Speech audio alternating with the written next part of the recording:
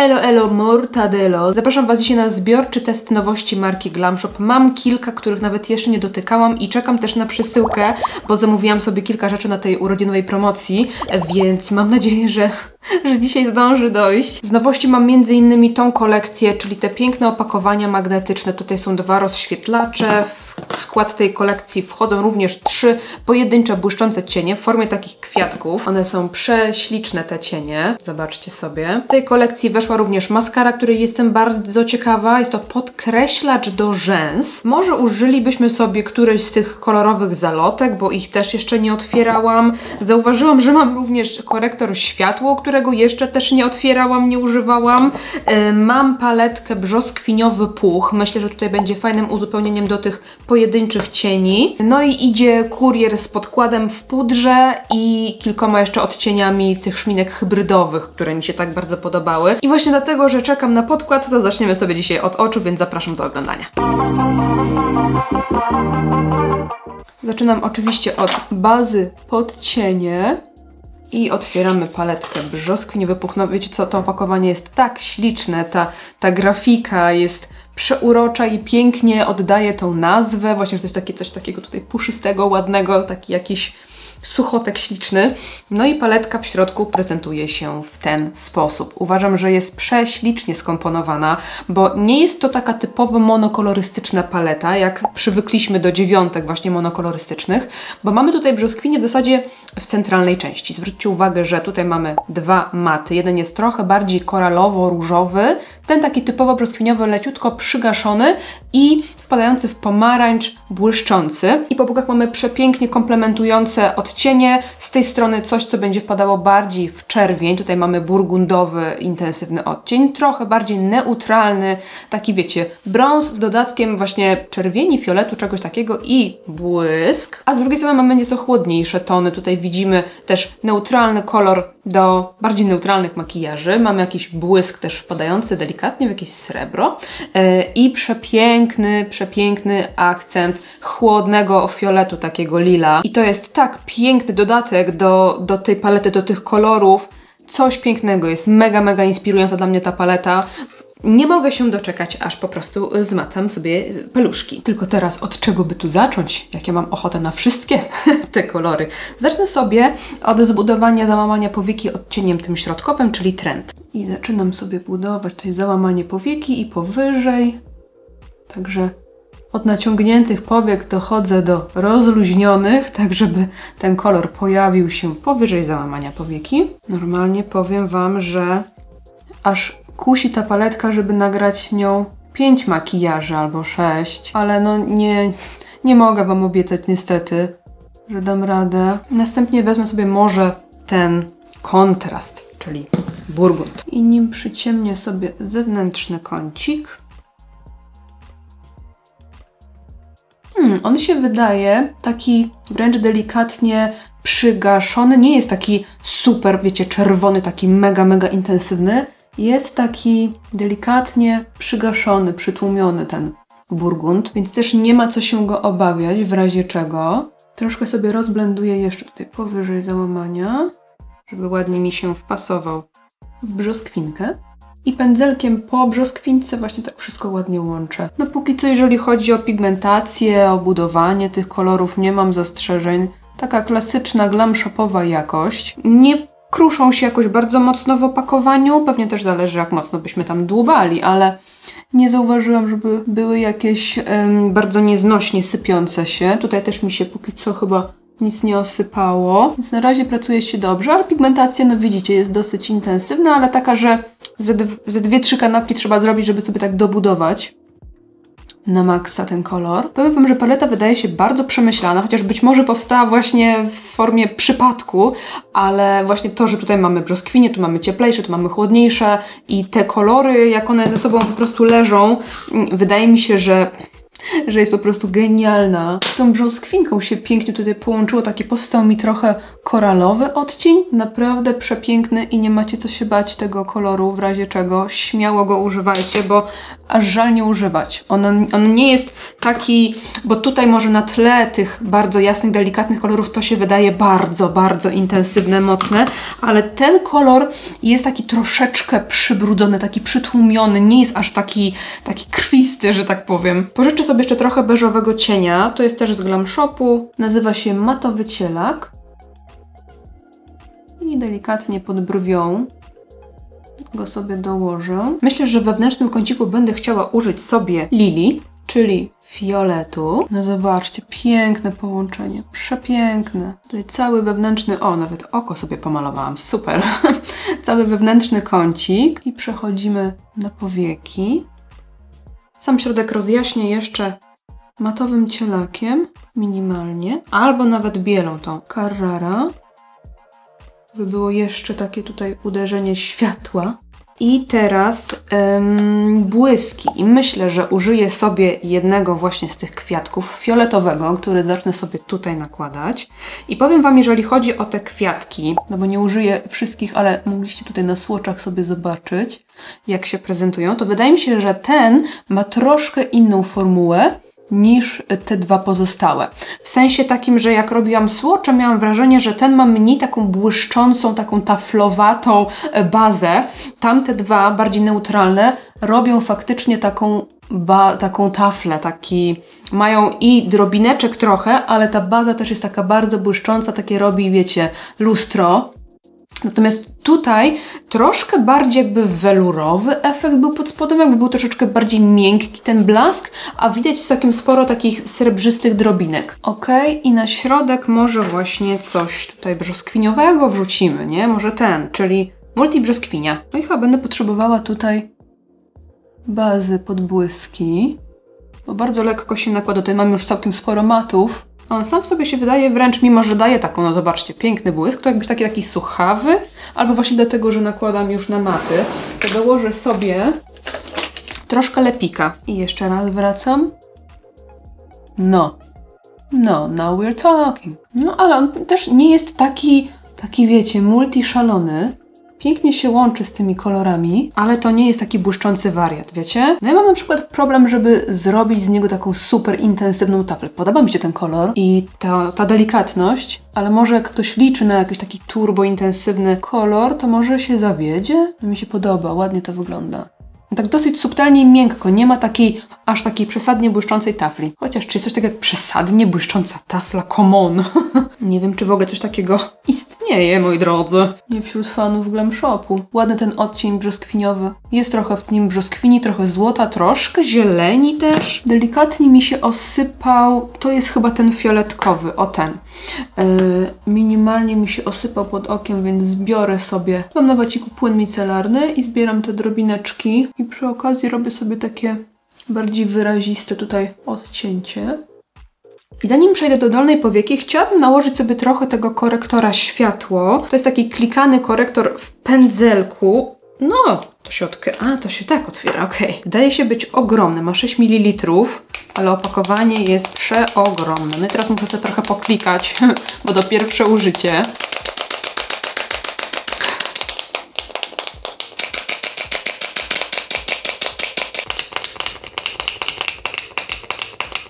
Wychodzi, mam na pędzelku, więc lecę sobie delikatnie pod oczami. Nałożyłam też na kilka innych miejsc na twarzy, bardzo niedużo, minimalnie.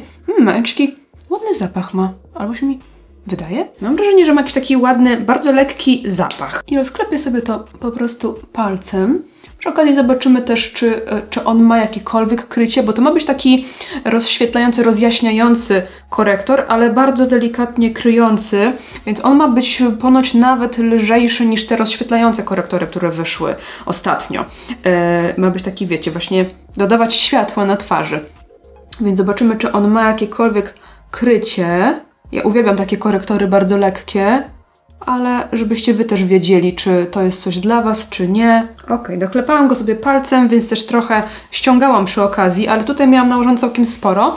No i wydaje mi się, że widać to takie światło, no nie? Że w tym miejscu jest troszkę jaśniej tutaj, że ten korektor jest w zasadzie taki niewidoczny na skórze. No bardzo ładnie wygląda, bo go po prostu nie widać, po prostu go nie widać. Ale daje trochę właśnie takiego światła na twarzy. Fajne do takich makijaży typu make-up, no make-up moim zdaniem. Ja bym sobie mogła nawet go na całą twarz nałożyć. Wydaje mi się, że fajnie wyglądał. Ale widać, że jednak troszeczkę jakieś tam krycie ma, bo na przykład teraz ja w podglądzie przynajmniej widzę, że tutaj okolica ust jest taka ciemniejsza, w sensie skóra tutaj jest ciemniejsza, a tutaj jest jaśniejsza, no nie? Więc bardzo lekkie krycie, ale leży tak, że w ogóle nie widać go na skórze. No chyba, że się go, nie roztarło w porach. Naprawdę spoko cheeto, powiem Wam, spoko cheeto. Więc mogę sobie przejść do dolnej powieki. Chciałabym sobie zrobić najpierw bazę z jakiegoś koloru, z jakiejś kredki. Tutaj mam kredki, to jest Glamu Long Lasting. Może wezmę błękit, baby odcień. I na ten baby nałożę sobie później fiolecik z brzoskwiniowego puchu. I od razu sobie lekko rozetrę tą kredkę. Chociaż tak na krawędziach, żeby tutaj nie było żadnego odcięcia, żeby potem cień nie przykleił mi się tak nierówno i żeby się potem chciał blendować, to lepiej jest jednak taką kredkę lekko sobie chociaż rozklepać. I przechodzę sobie do Lili. Powinien się fajnie podbić chłodek tej palety dzięki tej kredce. Fajnie się przykleja, jest naprawdę intensywny kolor. Teraz ładnie to wygląda. Powiem Wam, że naprawdę aż żałuję, że wcześniej nie otworzyłam tej paletki, albo że nie wrzuciłam sobie jej do kosmetyczki miesiąca. Co Wy na to? No dla mnie bomba. Dodam sobie odrobinę kontrastu w zewnętrznym kąciku, tylko żeby te kolory się ze sobą ładnie połączyły. Ładnie się łączą też ten fiolet z burgundem. A to teoretycznie powinny być takie kontrastowe kolory, no nie? No bo burgund to taki kolor idący w czerwień, a ten fiolet idący w niebieski. Więc przeciwieństwa. Teraz biorę sobie kredkę burgundowy muślin i nią chcę sobie wzmocnić tutaj linię rzęs. Lekko sobie rozcieram pędzelkiem, zmiękczam tą kreskę. Lekko jeszcze ją nałożę sobie w zewnętrznym kąciku, tak żeby tej kreski nie wyciągać, tylko żeby ona mi się w blendowanie tak wpasowała. Mam nadzieję, że mi się uda i nie zrobię sobie żadnej tutaj buby, ale jeszcze sobie zagruntuję tym kontrastem. Okej, chyba jest gituwa. Lecę z drugiej strony. I ja sobie tak ciągnę mniej więcej do połowy oka tą kreskę, bo no chcę mieć taki raczej lekko wyciągnięty kształt oka. Pędzelkiem po fiolecie jeszcze tak delikatnie sobie tutaj wprowadzić ten fiolet, to będzie, wiecie, tak fajnie tutaj się wszystko komponować. Będzie większa głębia w tym makijażu. Mocno strzepuję ten kolor, żeby było naprawdę tylko odrobinka. Piękne te kolory, normalnie. Piękne. Co na linię wodną? Jasny czy ciemny? Jasny, może ten niebieski, co? Po prostu. Cieniowanie mamy skończone. Przechodzę sobie teraz do maskary i użyję sobie tego podkreślacza do rzęs. Jest to, wiecie, świeżynka, dopiero pierwszy raz otwieram. Szczoteczkę taką lubię, taką lekko podkręcająca, ale mam nadzieję, że się nie ubrudzę nią. Biorę sobie właśnie w tym celu lusterko tak bardziej od dołu, żeby nie ubrudzić sobie powieki. Wiecie, jak to jest ze świeżymi tuszami. Zawsze są niespodzianki. Ale powiem Wam, ładnie się zapowiada, ładnie podkręca i robi faktycznie takie rzęsy, takie puszyste, takie piórka. Ładne, takie wiecie, takie cieniutkie końcóweczki. Fajnie są rozdzielone, ale da się, wydaje mi się, zbudować sobie fajnie tutaj jakąś objętość jeszcze od nasady. Fajnie ta szczoteczka tutaj wchodzi. Dosyć sztywne są te włoski. Takimi sztywnymi też łatwiej się buduje objętość. Pięknie podkręca. No trochę się ubrudziłam, ale pierwsze użycie. No piękne rzęsy robi. Piękne rzęsy robi. Bardzo ładnie podkręca, dodaje objętości, ale właśnie nie skleja tak mocno rzęs. One są bardziej porozdzielane i przez to mamy taki fajny efekt jednocześnie objętości, ale końcóweczki rzęs są takie cieniutkie, ładne. Właśnie robią się takie piórka. Pięknie to wygląda. No bardzo mi się podoba. Bardzo mi się podoba. I użyję sobie może... I teraz tak, myślę, czy... Chociaż tutaj ta burgundowa...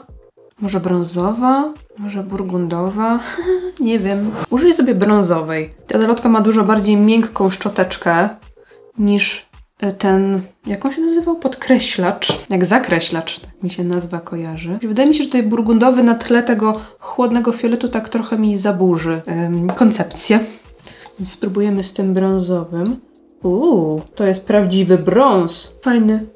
Chyba bardziej brązowego tuszu nie widziałam. W sensie nie miałam nigdy. Bardzo ładny brązowy kolor. Będę musiała go sobie przetestować na całych rzęsach, bo teraz to wiecie, i tak nie będzie na dolnych tego tak mocno widać. No i plus na tle kolorów to też inaczej wypada, ale to jest naprawdę bardzo ładny odcień brązu i taki faktycznie brązowy, czekoladowy, mleczna czekolada to jest dosłownie. Bardzo ładny kolor. Minęło kilka godzin i w końcu jest moja paczuszka, ale w sumie to nawet nie tak źle, że tych parę godzin musiałam poczekać na tą paczkę, bo przy okazji mogłam się przyjrzeć, jak ten korektor się utrzymuje, bo ja go w ogóle nie pudrowałam. Teraz tak się machnęłam, chciałam sebum sobie ściągnąć i mi się przypomniało, że przecież mam korektor, więc tutaj może tak go nie będzie widać, ale tutaj, powiem Wam, z bliska trzyma się. W ogóle go nie widać. Nic się nie pozbierał, nie zważył, więc spoko. Myślę, że możemy przejść do mojej paczki. Unboxing mojego zamówienia. Co my tutaj mamy? Kupiłam 2 maseczki dla mojej mamy. Może sobie jedną zostawię, to fajne są te maseczki. I kupiłam też maseczkę wygładzającą, złuszczającą. Też dla mamy, bo ja mam otwartą. Mam tutaj moje pomadki. Zapomniałam, jeszcze sobie krem pod oczy też kupiłam. Kupiłam sobie ten krem pod oczy i na powieki, ten co Wam bardzo polecałam. To właśnie przy okazji zrobiłam sobie zapas. Mam tutaj szmineczki, które sprawdzimy sobie później. No i te podkłady, dawać mnie te podkłady. Mam. Zbiorę sobie tutaj nadmiar... Troszkę sobie przetrę twarz, bo już jest... połowa dnia. Okej, jestem ready. Nałożę sobie trochę tego mleczka do ust z Glam Shopu. Ostatnio sobie otworzyłam i jest całkiem spoko. A przed chwilą jadłam obiad. Mam takie troszkę zaczerwienione usta. No i lecimy z tymi podkładami, kryjącymi podkładami w pudrze. Mają być najszybsze na rynku. Proszę bardzo, tu jest średni medium. I wzięłam jeszcze sobie jasny i jasny prezentuje się w ten sposób. Zobaczcie sobie odcienie, więc mamy tak, chciałam, żeby ten nałożyć na całą twarz, a tym ewentualnie sobie tutaj wjechać pod oko. Widziałam, jak Hania tak robi i tak mi się spodobało, więc tak sobie zrobiłam. Tutaj macie w razie czego pod spodem taką gąbeczkę, więc możecie sobie używać jej. Ja sobie użyję po prostu puszka. Albo, wiecie co? Użyję sobie najpierw pędzla, a potem, jak będę chciała sobie dobudować krycia, to użyję sobie puszka. O, tak zrobimy. Chodźcie bliżej i w ogóle muszę Wam się poskarżyć. Strasznie mnie wysypało. Widzicie tutaj, co się dzieje? Tutaj. Całe czoło mam w takich... Nie wiem, czy to będzie widać. Nie, w sumie nieważne, ale mam całe czoło w dotyku jak kaszka. I tutaj jest to samo. I prawdopodobnie wydaje mi się, że po lekach, które brałam ostatnio. Ale to może właśnie jest dobry moment, żeby sprawdzić sobie, jak ten podkład będzie wyglądał. Biorę go sobie na pędzel. No i co? Tak o? Czy tak o? I ogólnie właśnie nie mam ostatnio zbyt ochoty na jakieś rozświetlające formuły, no bo wiadomo, Mix nie wyglądają na tak mocno teksturowanej powierzchni dobrze. Kurczę.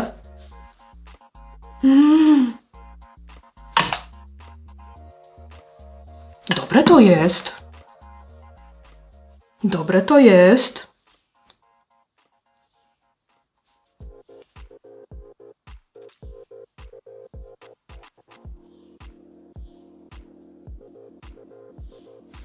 Patrzcie, połówka twarzy. Bez i z. Kurczę! Dobrze to wygląda. Zobaczmy czoło. Pięknie to wygląda. Pięknie. Szok. Jestem w szoku. Lecę z drugą stroną i zaraz sobie wezmę puszek i tym puszkiem dołożę sobie krycia tam, gdzie będę chciała, bo aczkolwiek pędzlem też się rewelacyjnie nakłada. Rewelacja. I słuchajcie, nie trzeba się już pudrować, bo to jest przypudrowane, to w sensie takie, no, matowe. Ale fajne. Przecież to będzie ideał na wakacje. Ja to biorę na urlop, na bank. Proszę bardzo, z bliska pędzlem. Przypominam, mam tutaj bardzo mocny wysyp, więc na pewno nie będzie się prezentować makijaż tak cudownie, jakby się mógł prezentować na idealnej cerze. Ale on wygląda pięknie. No i zobaczcie. Pięknie wygląda. Biorę sobie puszek Mam akurat takie malutkie serduszko i nim chciałabym sobie dołożyć trochę krycia tam, gdzie trzeba. Ło! To będzie full cover, jak będę tego to nakładać puszkiem. Ło!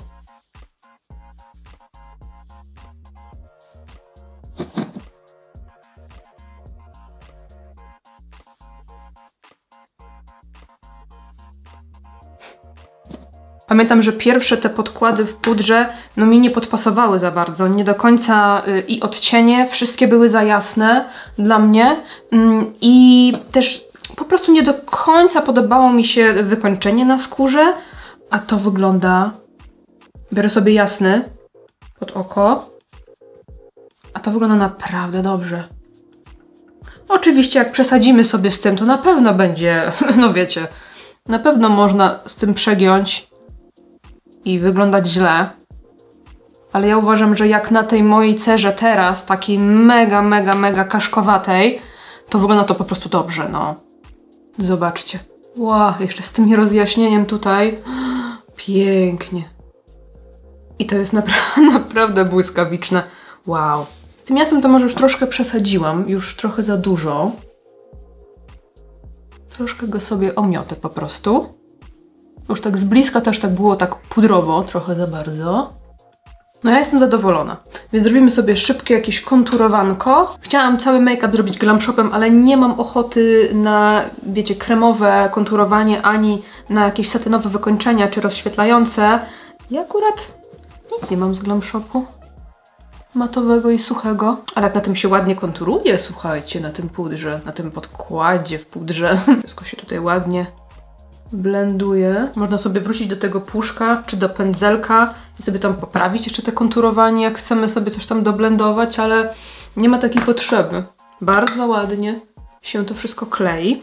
No i weźmiemy sobie róż, może ten walentynkowy. Tutaj upatrzyłam sobie zauroczenie, czyli taką brzoskwinkę. Myślę, że tutaj będzie nam do makijażu fajnie pasować. No, idealnie. Idealnie. Bardzo lubię te róże też. Zobaczcie to. Ależ mi się podoba ten make-up dzisiejszy i ta cera i to wszystko. Revelation. Ale przechodzimy do kolejnych nowości i mam tutaj właśnie jeszcze te rozświetlacze nowe. Tutaj mamy promień, a tutaj mamy migot. Promień jest trochę bardziej złotawy, cieplejszy, natomiast migot jest jaśniejszy, trochę chłodniejszy, taki, właśnie taki szampański powiedziałabym. Tutaj możecie zobaczyć swatche i powiem wam, że nie wiem, na który mam ochotę. Ostatnio używałam dużo tego promienia, bo bardzo mi się spodobał. To był taki odcień, którego mi trochę brakowało w mojej kolekcji, bo mam dużo takich szampańskich, takich neutralnych, czy jakichś tam wpadających w jakiś róż na przykład, a nie miałam właśnie takiego złotego, ale nie takiego żółtego, który by tutaj przyciemniał, tylko takiego naprawdę fajnie złotego. Ale dzisiaj użyję sobie może tego migota. W ogóle nazwa jest taka cute, od razu mi się kojarzy z migotką. Zobaczcie, ale z nimi, bo ja już się używałam. Zobaczcie, nakładam na suchy policzek, nie? One są naprawdę mocne. One są naprawdę intensywne i nie trzeba go dużo używać. Ale to, co zauważyłam, jego ogromnym plusem i to, co sprawia, że mam ochotę ich używać, to jest mega wygoda używania, bo one się nie kruszą, nie sypią, nie pylą, nie latają, wiecie, w powietrzu i jest to mega wygodne do używania, bo czy wezmę sobie palcem, czy pędzlem zbitym, czy pędzlem takim puszystym, tutaj się praktycznie nic nie sypie i na policzku też się nic nie sypie, nie widać jakichś takich latających, wiecie, drobinek, więc są turbo wygodne do noszenia, do aplikacji. To, co mogę o nich powiedzieć, to to, że są bardzo przyjemne pod palcem, takie kremowe, takie wręcz lekko masełkowe i nie mają drobinek. To są takie typowo metaliczne rozświetlacze bez efektu drobinkowego. Bardzo mi się ten efekt podoba. Nawet jest troszkę już dla mnie za mocno, więc sobie trochę tak pędzelkiem lekko wblenduję w róż. No i zobaczcie, w ogóle mogłam położyć wam na jednym policzku ten kolor, na jednym drugi. W ogóle brawa dla mnie. Nie pomyślałam. Więc tutaj macie migota, takiego już trochę strzepanego, ściągniętego. Piękne, bardzo fajne rozświetlacze, mega wygodne. Ostatnio właśnie jak je rozpakowałam i tam nagrywałam rolkę z nimi, to odkąd ich użyłam, to dosyć często po nie sięgam, przyznam szczerze, bo są po prostu mega wygodne. Mega wygodne, nie trzeba się martwić, że tam coś nam się sypnie. Super. Więc możemy przejść sobie do ust. Dokupiłam sobie 3 szminki, 2 hybrydy i 1 wipkę. Tutaj mam Naturouge, ale zobaczcie, jest to samo co z budyniem kawowym. On mi w całości wypadł. Zobaczmy sobie, jak ten Naturouge wygląda. Śliczny. Liczę na to, że Naturouge będzie dosyć podobny do pilnie poszukiwanej, ale cieplejszy. Tu jest pilnie poszukiwana. Tak, widzicie? To są oba, są różykami, ale ten jest taki troszkę chłodniejszy, a ten cieplejszy. I myślę, że to jest super odcień dla mnie. Sprawdźmy. Śliczny.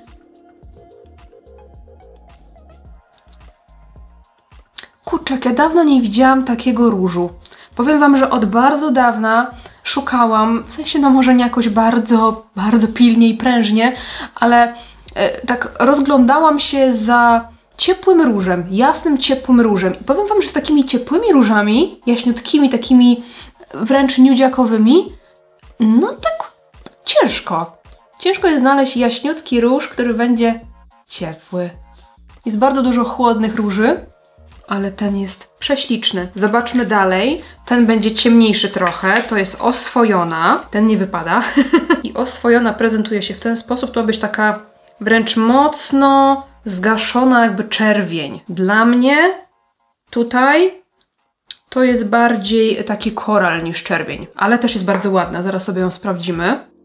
Też fajna. To jest podobna historia jak ten Naturouge, tylko taka ciemniejsza, trochę intensywniejsza, ale też kolor dla mnie jak najbardziej trafiony. Pokażę wam dla porównania mój...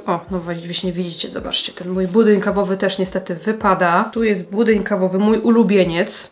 Miks trochę jakiegoś takiego różu brudnego, trochę brązu, przepiękny, mój ukochaniec. Pokażę wam jeszcze lekko brzoskwiniowy.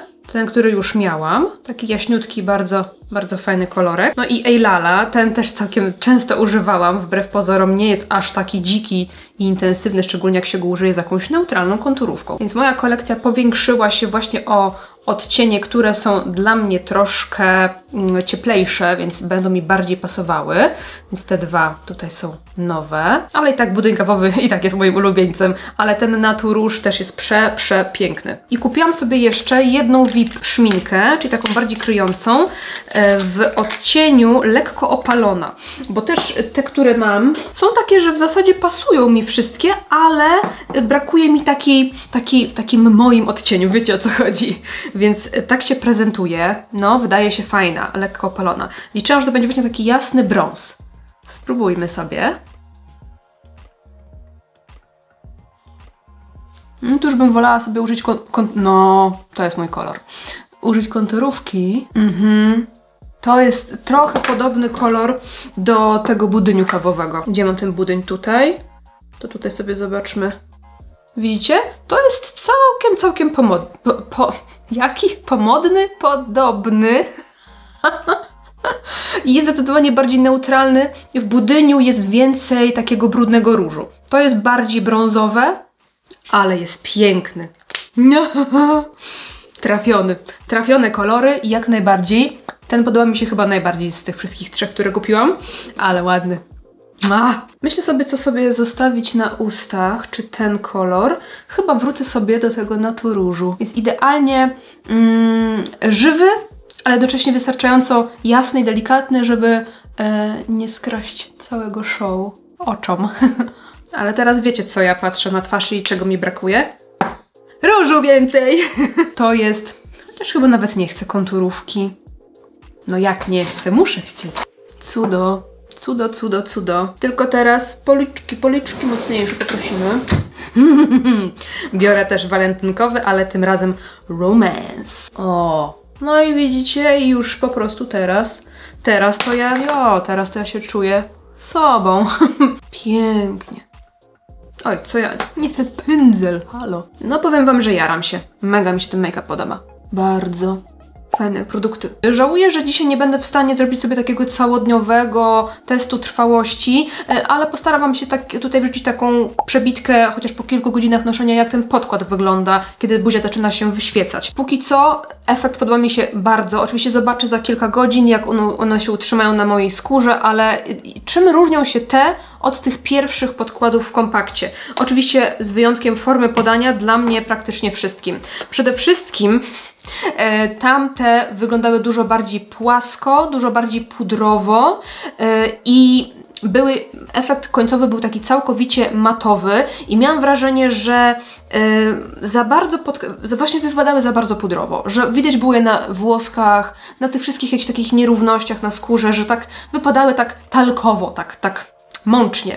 Tutaj wtapiają się bardzo ładnie w skórę te podkłady i wyglądają praktycznie tak, jakbym miała kremowy podkład delikatnie przypudrowany jakimś fajnym pudrem. Tak to wygląda moim zdaniem. Po drugie odcienie, tamte odcienie były dla mnie wszystkie za jasne. Nie wiem, na czym to polegało, może chodziło o to, że baza była taka talkowa i ten talk gdzieś tam za bardzo rozjaśniał, nie wiem, ale tutaj ten średni jest praktycznie idealny, bardzo ładnie się stapia z moją karnacją. No i ja wzięłam sobie jeszcze jasny do rozjaśniania okolicy pod okiem, czy konturowania po prostu światłem i cieszę się z tego wyboru. Ten odcień jest jak najbardziej spoko, tam są, wiem, że jeszcze dwa takie troszkę ciemniejsze, bardziej opalone, więc na lato powinniście sobie coś tam znaleźć fajnego. Fajnie, że możemy sobie budować tutaj intensywność, bo możemy sobie leciutko pędzlem omieść twarz, albo dołożyć sobie puszkiem, żeby było intensywniej.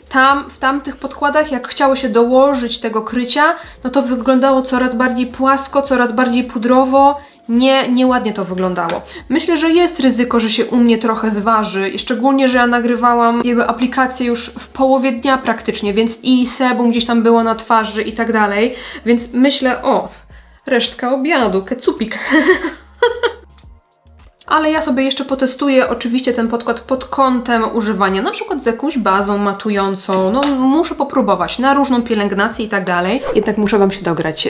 Mam makijaż na sobie już około tak między 7 a 8 godzin i tak wygląda strona bez żadnych poprawek. Powiem Wam, no wyświeciłam się mocno, ale musimy wziąć pod uwagę to, że miałam nieświeżą już skórę, nie było tutaj żadnej bazy, żadnego utrwalenia, żadnego pudru, więc tak prezentuje się podkład po całym dniu i on ogólnie się utrzymał, ale z bliska tutaj zobaczycie sobie przebitki, że wygląda właśnie, jakby był taki trochę zważony już. Przede wszystkim tam, gdzie przetłuszcza się skóra, czyli moje okolice nosa, okolice ust, czoło, tam, gdzie skóra mocno się wyświeciła. Policzki utrzymały się bez najmniejszego problemu, ale tutaj, gdzie to przetłuszczenie było, no to jednak z daleka wygląda ok, ale z bliska widać, że jest zważony. Natomiast całkiem fajnie da się go poprawić. Ja w ciągu dnia nie robiłam absolutnie nic, więc dopiero teraz robiłam sobie poprawki. Wystarczy sobie ściągnąć to sebum, ewentualnie dopudrować, dołożyć sobie trochę tego podkładu i rozklepać wszystko i naprawdę bardzo ładnie się ta połówka już twarzy prezentuje, bo zobaczcie, z tej strony tutaj błyszczy się mocno, a z tej strony już jest poprawiona i wygląda to naprawdę spoko.